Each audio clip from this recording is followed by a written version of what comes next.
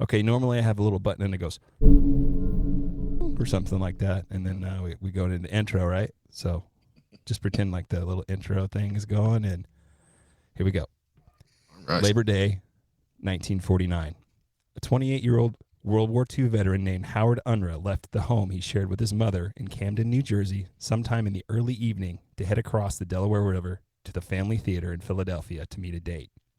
Traffic held him up, and when he arrived over 20 minutes late, he found that his date had left, and he proceeded to sit through 3 showings of the double feature that evening, I Cheated the Law and The Lady Gambles. When he finally arrived back at his home sometime after 3 a.m., he found that his newly installed back gate had been broken. And when he got up the next morning, he would take a 10-minute stroll through his neighborhood, killing 13 and wounding many others, making him the very first widely known spree killer in American history. So break out your Kermit impressions and your bulletproof vests, because today we're discussing Howard Unruh and his infamous walk of death. It's evil! Don't touch it! It's alive! I was with you. They're coming to get you by the power of Christ. This is Me? Hello, Mr. Fancy Pants.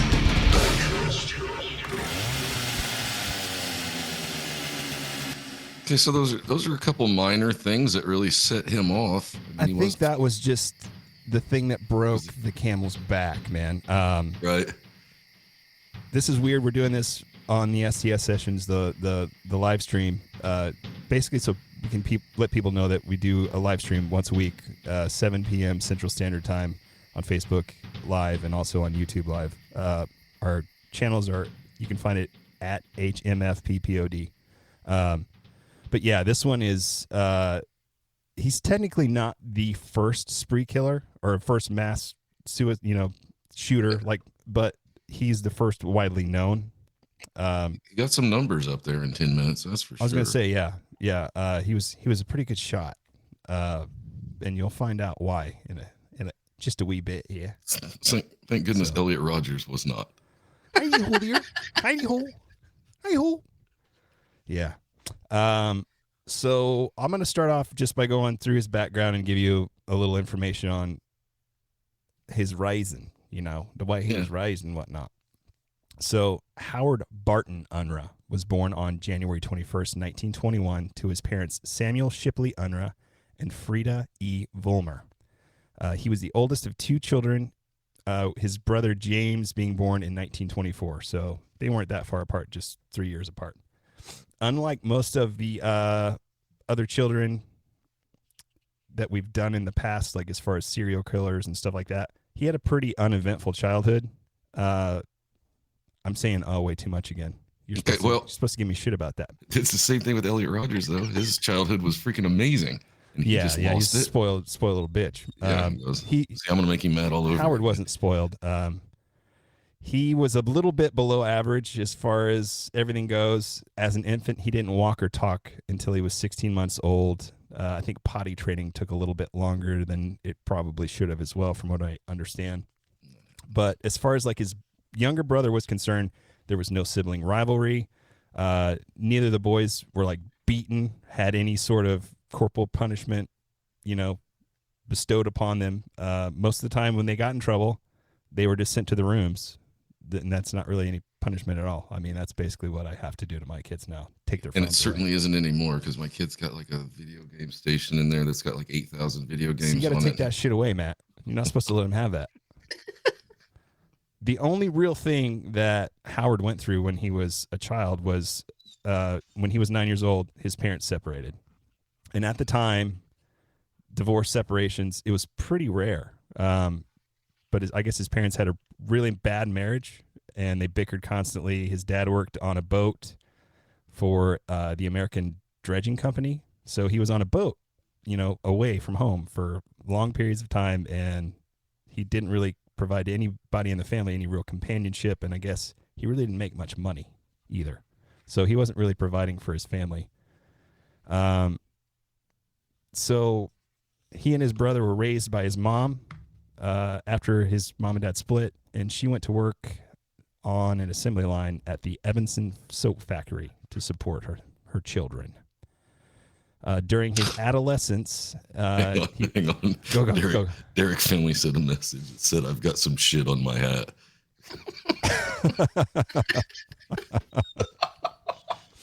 Cardinal fans. Oh, shit. So during his adolescence, he kept to himself. He never really brought friends home, and he spent most of his time building model trains, collecting stamps, and reading his Bible. His only real social activity other than going to school was attending his local Lutheran church, and most of his grades in high school were average at best. I think the highest grades that I found on any report card that anyone has on file was like a B. I think he got like C's in mental alertness. Well, So he was definitely not the shiniest rock in the pile, but he wasn't a dumbass either. right. And some kids learn different. And if it doesn't catch your interest, you're just Yeah. not gonna.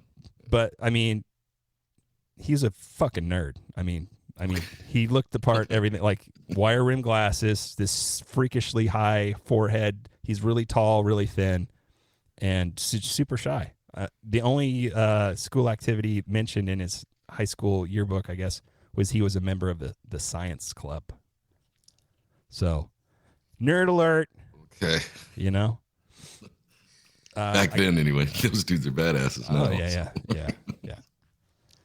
When he graduated in 1939, he briefly went to work at several blue-collar jobs. Let's see. One was he was a printer's helper for a while, stamping press operator, and a sheet metal worker until he enlisted in the Army on October 27, 1942. Now, from here, he kind of turns into a badass. He was a crewman in the 342nd Armored Air Battalion throughout the Europe campaign from October 1944 to July 1945. He was knee deep in the shit, and that was one of Patton's battalions.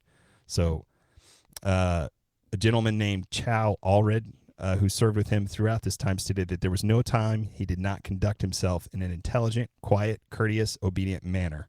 His character was above reproach. His rating as a soldier was excellent, and he was at all times a credit to his outfit, even under the most trying conditions while in conflict against the enemy. Okay. Nothing but praise. Yeah. Nerd alert. Translation, he wasn't a skirt chaser. No, definitely not a skirt chaser. Let's see. Oh, he wasn't joining in with the boys? Nope. Going around? No. No. Okay. Not at all. His section chief, Norman Cohen, stated as a he was a first class officer who never drank, swore, or chased girls. During much of World War II, during this time in Europe, soldiers were encouraged to visit brothels, some of which were set up by Army commanders because they thought it was good for the morale. Blow off a little steam. Patton was quoted as saying, if they don't fuck, they don't fight. So he wanted to make sure these guys got laid because then they would fight, you know? But Unruh never partook in any of these extracurricular activities. Instead, he spent most of his free time reading his Bible and writing long letters to his mother. Oh, boy. We're getting into another mother thing, huh? He also kept meticulous notes on all of the enemies that he had killed in battle, including the time, date, place, and details of the corpses whenever possible.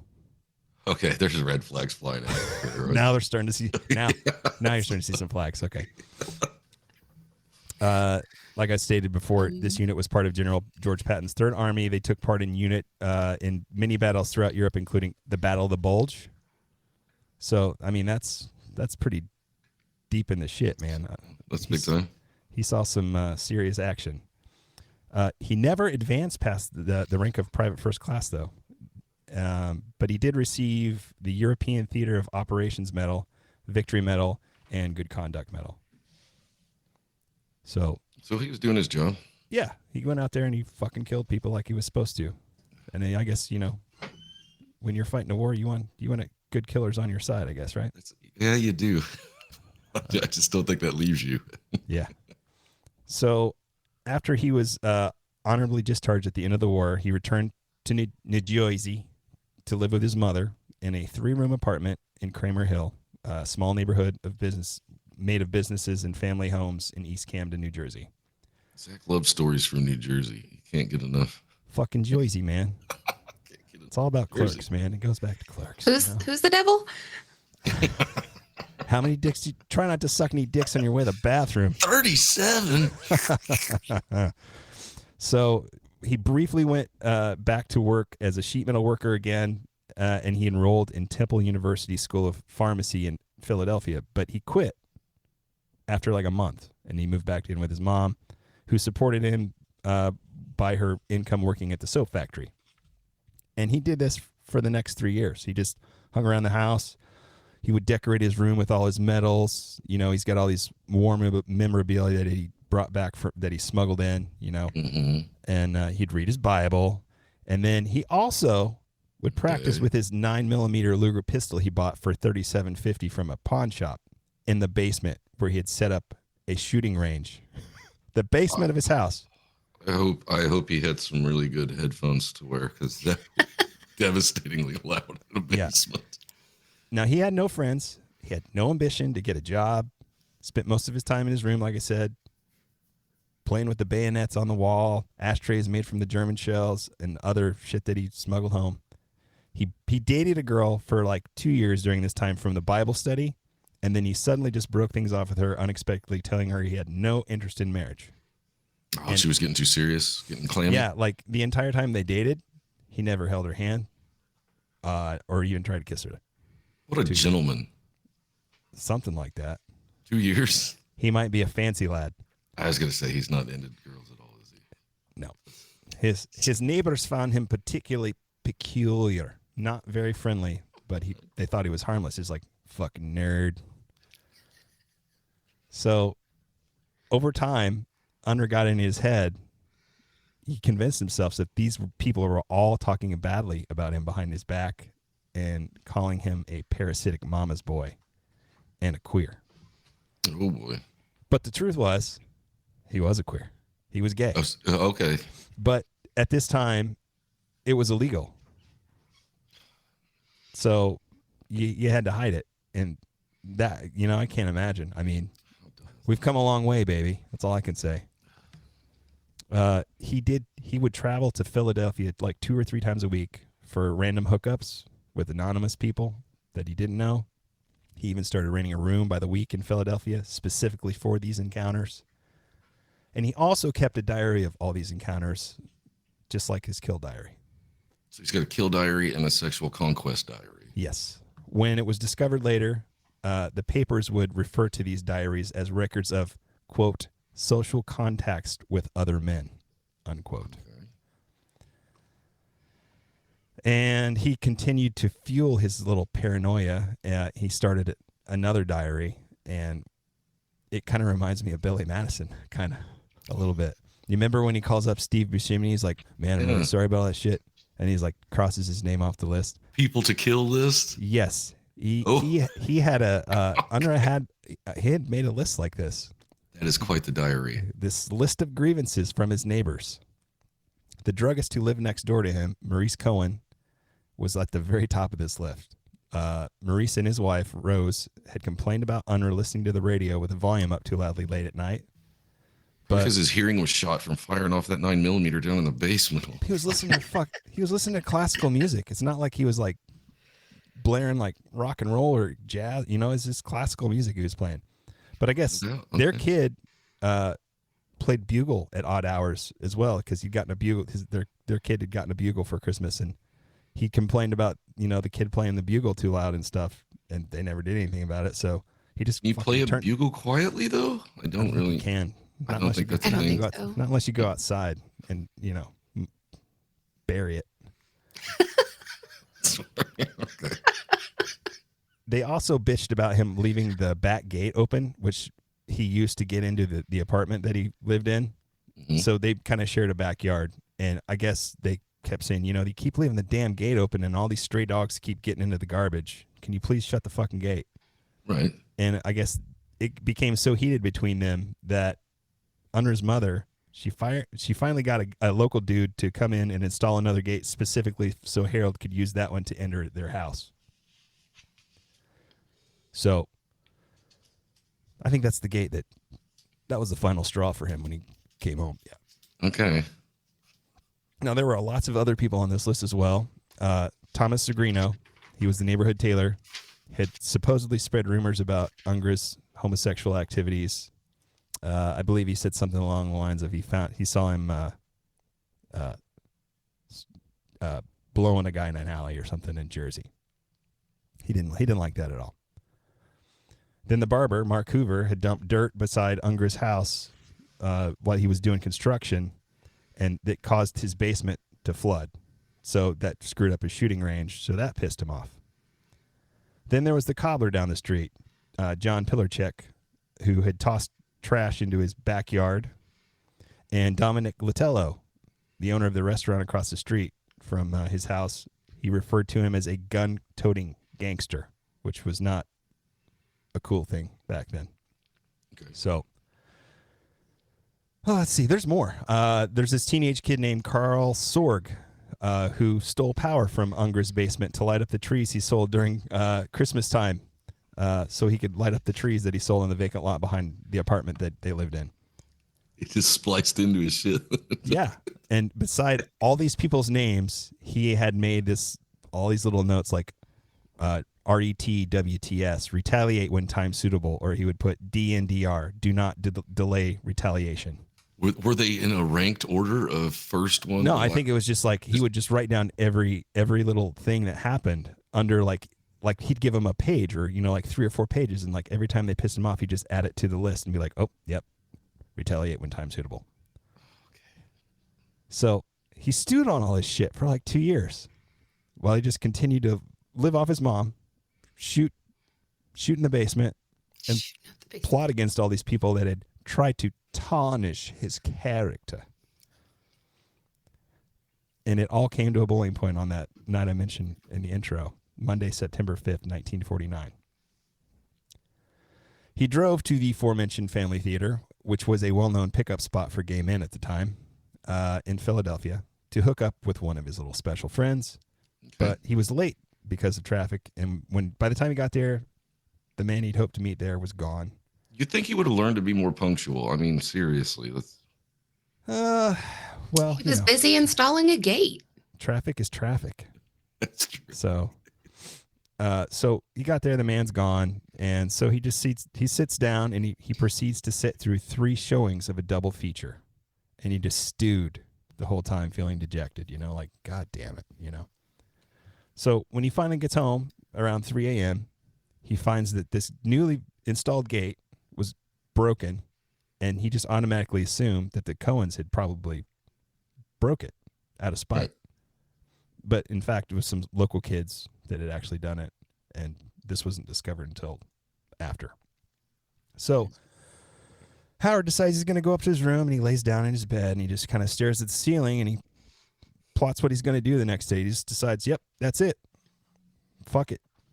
So he dozes off, and then it's got to be 4:30, 5 o'clock in the morning. At 8 o'clock, his mom, Frida, she calls him down for breakfast. She'd made him his usual fried eggs and post toasties. Sounds delicious. Mm-hmm. Yuck. And he came downstairs fully dressed in his best suit, white shirt, and he's got a little bow tie on, he's looking pretty slick. Mm-hmm. And he just sat down and quietly ate his breakfast, and then his mom kind of, she seems, he looks a little off, she thinks, and he finishes his breakfast, and a little wild in the eyes, maybe a little bit, a little distant, like he's just not all there. And he just walks out of the room, walks downstairs to the basement. He grabs a heavy lead pipe, returns back upstairs, goes to the living room, calls his mom. When she comes into the room, he raises the pipe above his head like he's going to just kill her right there. And she goes, "What do you want to go and do that for, Howard? Now, what do you want to go and do that for, Howard?" And she quickly just keeps backing away from him, and she gets to the door and she runs out of the house. That's not terrifying at all. Not at all. What do you want to go and do that for, Howard? So Howard's goes back up to his room at this point, grabs his Luger 9mm pistol, an extra clip, stuffs about 33 extra cartridges into his pockets before he left the apartment, headed to the local shoe store. He thought about this all, for a few hours there, and he decided if he's going to do this, he was probably going to have to wait until at least 9 a.m. in the morning to do it because he knew. So people are out? Yeah, he knows everybody's working. The shops are all going to be open at that point. It's going to be a lot easier to get this done. So begins the walk of death, as it is referred to. At 9:30 a.m., 27-year-old John Pilarchik was nailing a sole to a shoe when Unruh entered his store, walked up to him, and without saying a word, shot him in the stomach and then the head. Never said a word. Just shot him, turned around, walked out of the shoe store, and headed next door to the barbershop that Clark Hoover owned. Hoover was cutting the hair of a 6-year-old boy named Oris Smith, who sat on one of those carousel horses before his first day of school, which was the following day. He was going to get a haircut, wouldn't look good for a first day of school. So Unruh calls out to Hoover and he says, "I've got something for you here, Clarky," before shooting Hoover in the head and the boy in the neck, both fatally. Why do you always do episodes like this? Every time. I'm trying to get you back, you motherfucker. Now, the boy's mother's sitting right there the whole time this is going on, and she's screaming and runs to grab her boy, and Unruh just turns and ignores her as she runs with her son out the door behind him. He just casually walks out, makes his way up the block towards the Cohen's pharmacy. So the boy lives? No. The boy was dead already. Oh. When he got to the front door of the pharmacy, Unruh encountered this insurance salesman named James Hutton, who he had a policy with, by the way.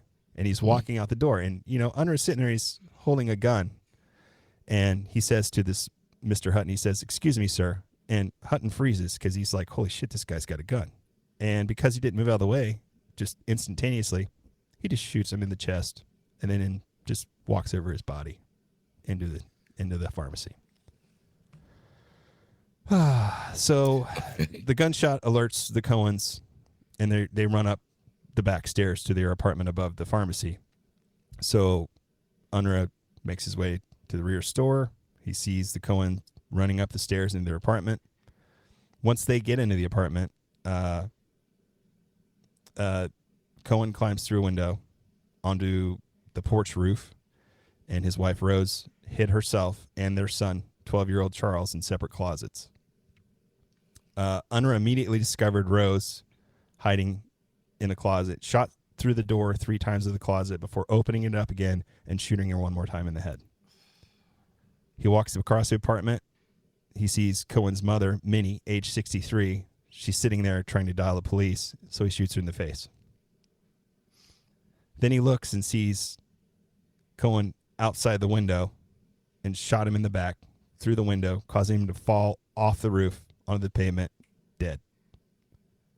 Now Charles, the younger, their son, he's still hiding in the other closet, and he never is detected by Unruh. Oh, thank God. And here's the most fucked up, scary shit. I kind of got chills when I found this out. 6 years later, Charles's granddaughter, Carly Novell, she would survive a mass shooting at the Marjorie Stoneman Douglas High School in Parkland, Florida, by hiding in a closet, just like her grandfather did.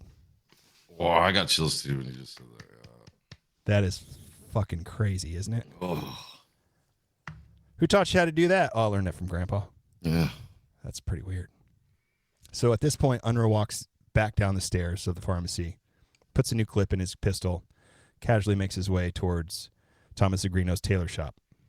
Now, as soon as he comes out of the pharmacy, he's facing River Road. And when he went to cross River Road, a car driven by 24-year-old Alvin Day, who was a World War II veteran too, and a TV repairman, he slows down because he sees the insurance guy, James Hutton, his body is just laying outside the pharmacy. And he's just sitting there, dead on the ground. The guy's like, what the fuck?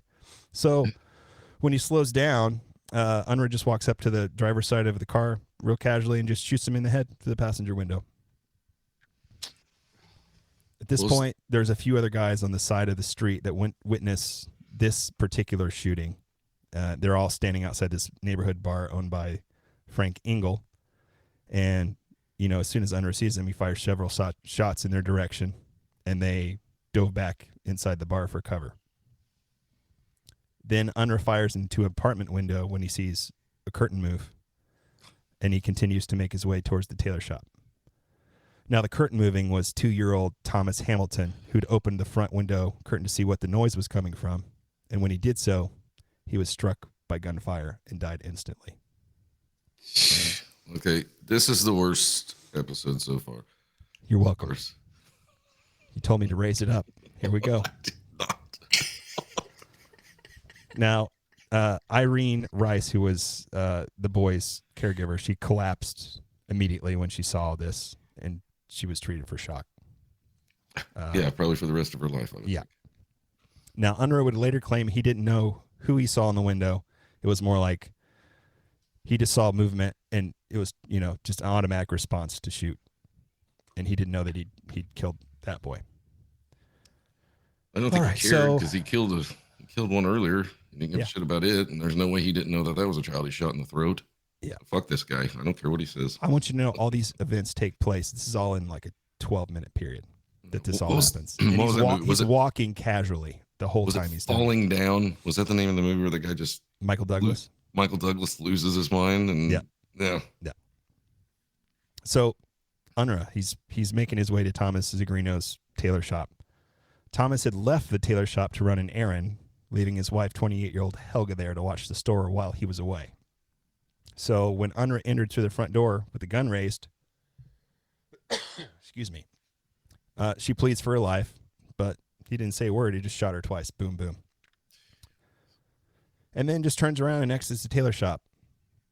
And then in a split-second decision, he decides he's going to head to the grocery store on the corner to kill the owner, Earl Horner, even though he wasn't on the list. He's just like, well, I'm here. I'm this close. We're walking. We're going this way. Might as well. Right there. I remember that one time when he gave me shit because he thought, because I said they'd shortchanged me or something like that. So he's like, fuck it, I'm going to take him out too.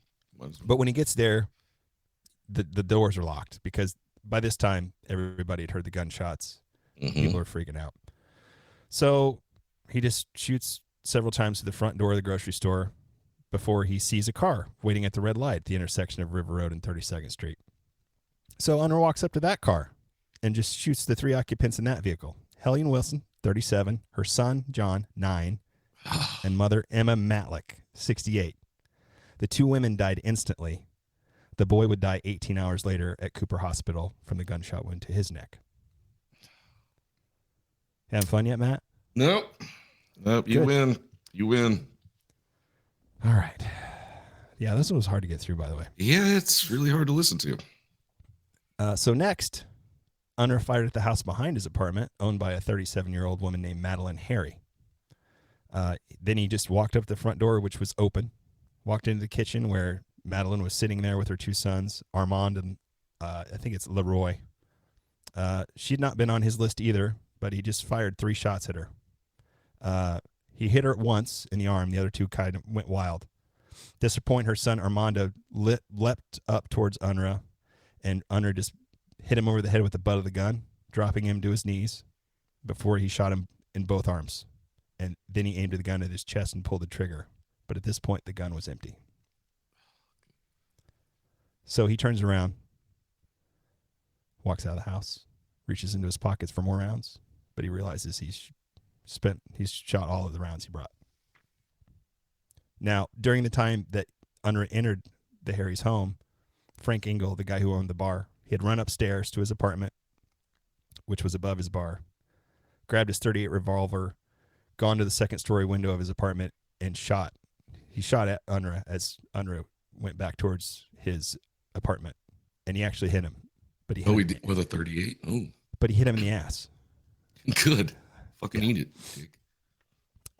So at the time, he didn't know that he'd hit him at all because Unruh never slowed, never picked up his pace. He just kept moving. He just took a .38 to the ass and just kept walking like it was nothing. Yeah. The dude was just dead inside at this point, wasn't he? Well, it gets better. Or worse. That's pretty much all the killing. Okay. So Unruh hears the police sirens in the distance, returns to his apartment around 9:43 a.m. This is 13 minutes after he'd left his apartment. So in 13 minutes. So quick. Yeah, he killed all these people. He proceeded to barricade himself in his room, laid in his bed, while he was quickly surrounded by upwards of 50 police officers, all carrying pistols, shotguns, and submachine guns, all aimed at his bedroom window. We told you we'd do an episode with a good police force. Yeah. 13 minutes later, and they're surrounded the place. The only thing they Hell did yeah. wrong is they didn't shoot this motherfucker right then and there. I think that's frowned upon if he's not Yeah, actually firing at them. yeah. So when the cops called out for Unruh to surrender, gunshots ensued. Oh. And by this time, the word had pretty well gotten out. And, you know, around this time, a lot of press hung out in police stations.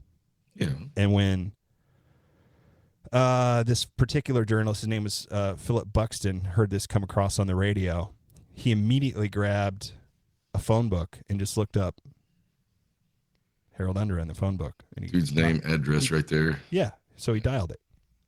Oh. So through all these gunshots, Unruh could hear his phone ringing. And it was Philip Buxton calling him. Unruh answered it in what Buxton described as a strong, clear voice. And this is the conversation that ensued. This is, by the way, this was the weirdest. He said, this is the strangest interview I ever had. That's what Philip Buxton said. Yeah, I guess it probably would be. So it went something like this. Howard answers and says, hello, in a really monotone voice. Is this Howard? Yes. What's the name of the party you want? Unruh? Then there's a pause. What's the last name of the party you want? Unruh. I'm a friend, and I want to know what they're doing to you. They're not doing a damn thing to me, but I'm doing plenty to them. How many have you killed? I don't know yet, because I haven't counted them. But it looks like a pretty good score. Why are you It's a killing fucking people? game, huh? Yeah. I don't know. I can't answer that yet. I'm too busy. And at this point, Buxton hears Unruh move away from the phone as, you know, gunfire was heard in the background. So he's like ducking for cover at this point. And then Unruh picks the phone back up and says, I'll have to talk to you later. A couple of friends are coming to get me. So, and this was all clear, monotone. Just calm as can be. Calm as could be. Now, this gunfight finally ended when police threw 2 tear gas bombs into Unruh's apartment window. I guess the first one didn't go off. The second one's the one that went off, and it filled the room with gas. So at this point, Unruh, you know, calls out, surrenders. 2 armed officers, Patrolman Charles Hance and Captain Everett Jocelyn, they go up to the first floor of the building and shouted, "Come down with your hands up." And then Unruh says, you know, I give up, don't shoot. Unruh emerges from the room, stumbles down the stairs, fell at the feet of these officers, and was handcuffed by one Sergeant Earl Wright. They didn't like beat him or anything a little? They didn't even rough him up? I'm sure they roughed him up a little bit. Roughed him up. I would be surprised if they didn't. They just didn't detectives account went for it. Yeah. Yeah, yeah. Well done once again with this point. They lost the paperwork on that one. Whoops. Whoops, daisy. So they go upstairs and find an arsenal of weapons.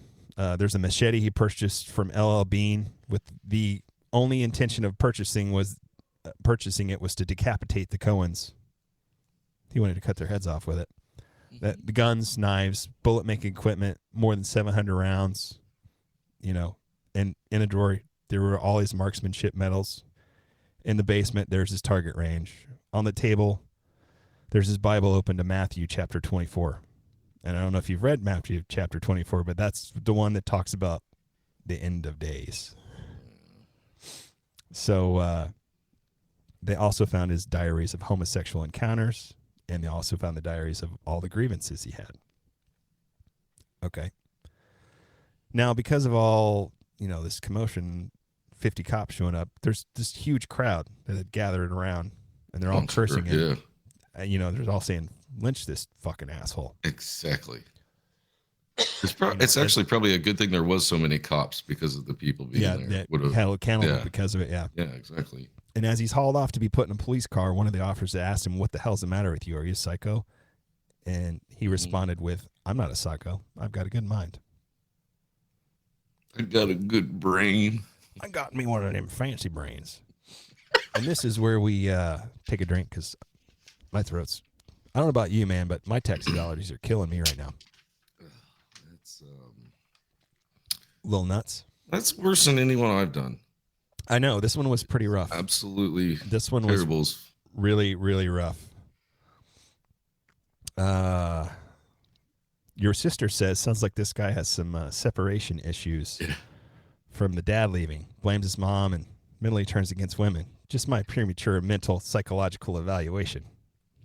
Not Well, he played. certainly turned against women, but that was Yeah. he just didn't care who he was Just a killing. little fucked up from his time in the military. Yeah. Yeah, definitely. Yeah. Well, anyway, back to the story. But it almost seemed like he was enjoying it if he was writing it down. And I think he was just very methodical. I think everything had to OCD's be, a bitch. yeah. he certainly is. Yeah. You're talking to the guy that sent you both exactly what I'm doing, so you can keep along and let me know if I'm fucking it up. What are you talking about? So they go back to the police station, Unruh's question, and he gives a statement for 2 hours beginning at 10:55 a.m.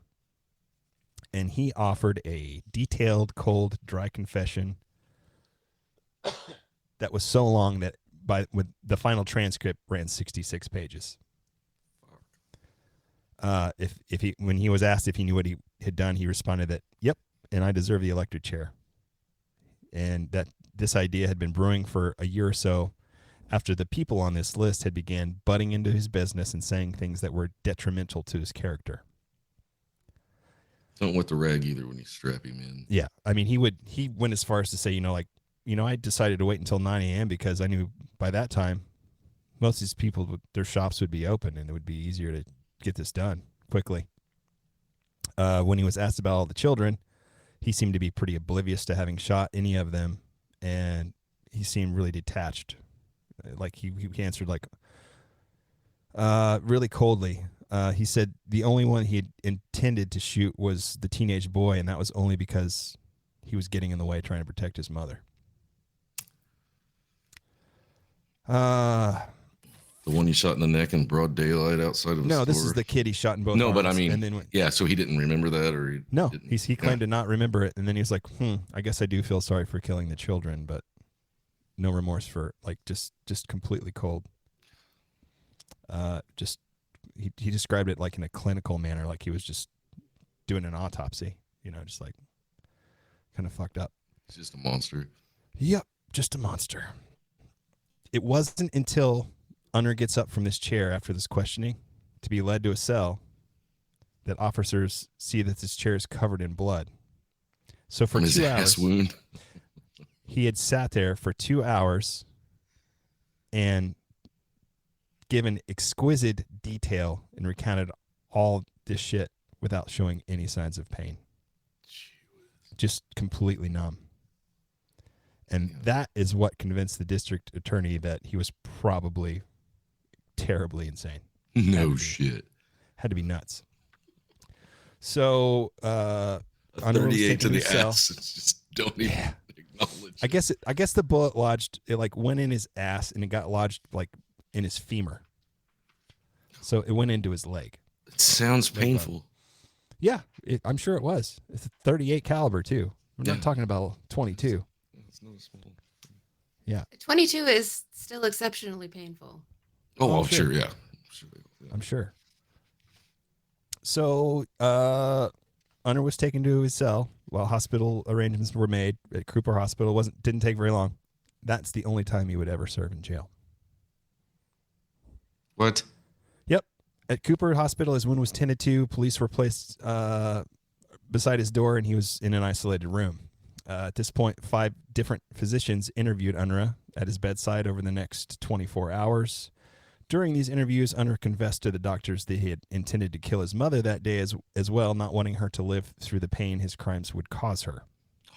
He showed no Saint. signs of remorse, regret, none of it for anything he'd done. When the doctors were finished questioning him, the press was allowed to come in and take pictures, and Unruh cooperated with photographers. They told him to move his head, and he would do so.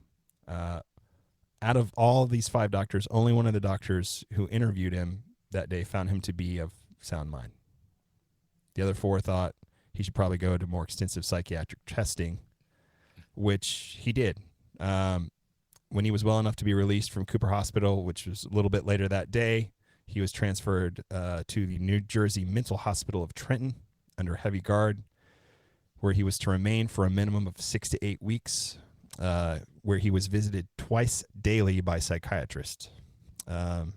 After being subjected to every psychological test known at the time, on October 5th, it was thought that Unruh was suffering from paranoid schizophrenia, a form of it anyway, and he was unfit to stand trial. He would never stand trial.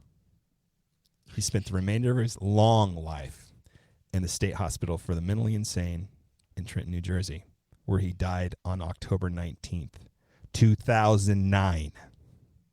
Holy shit. Yeah, 88 years old. Charles Cohen, the boy that I just That's disgusting. told you earlier was 12 years old at the time.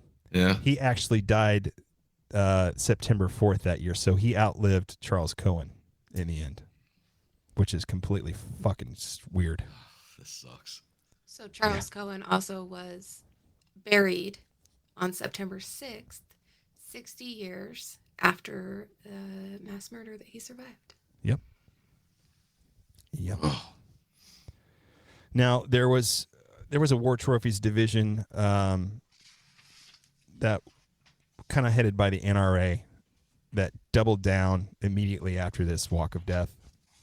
All these guys that had been in World War II that brought all these trophy firearms over. It was strongly urged for them to turn those in to be deactivated, and they would be returned. A lot of these fucking guys brought back grenades. Oh, yeah. Landmines.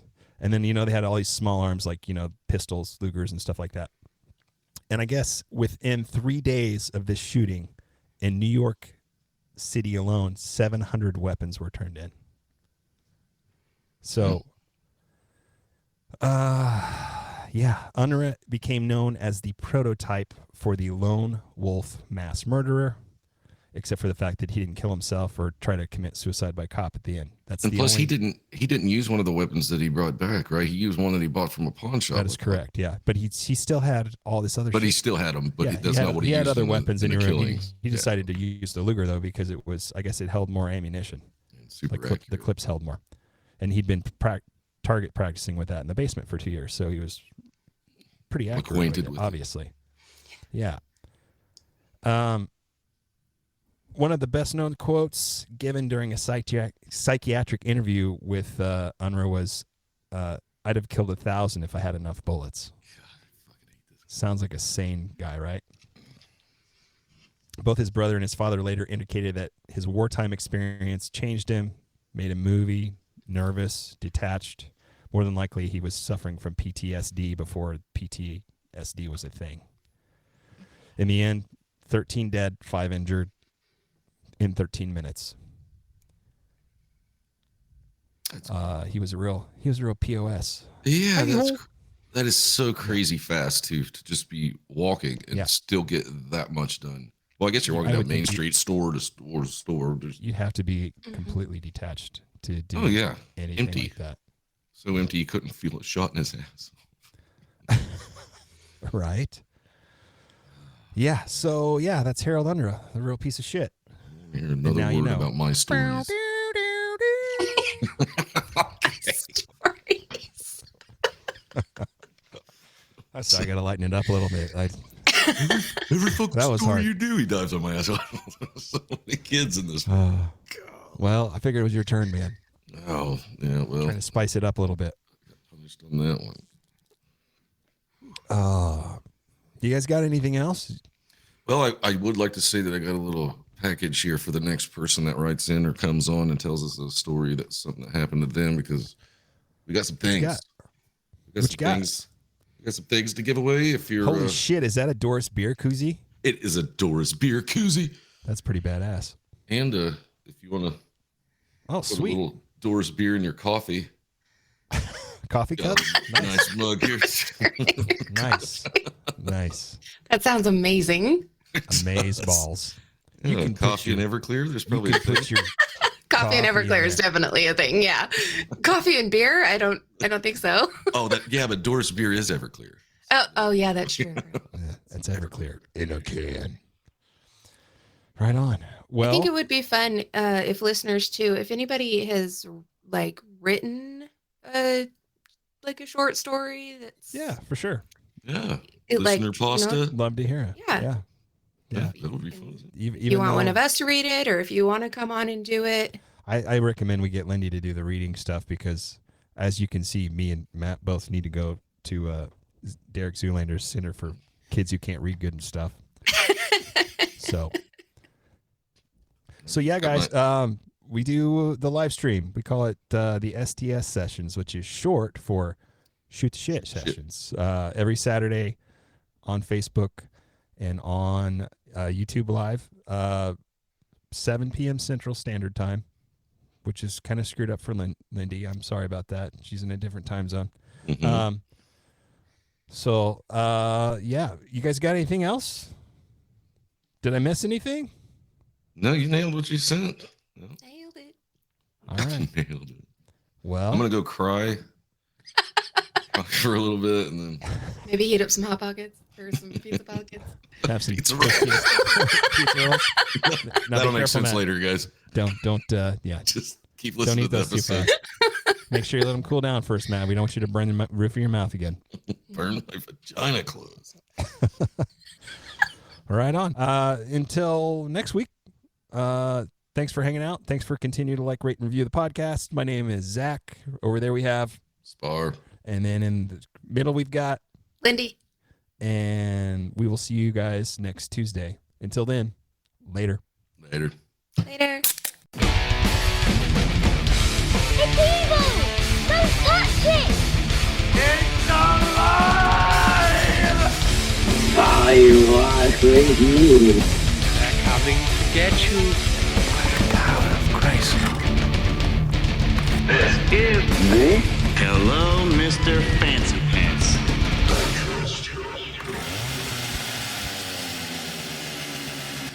What's my line, Zach? What's my line? Give me.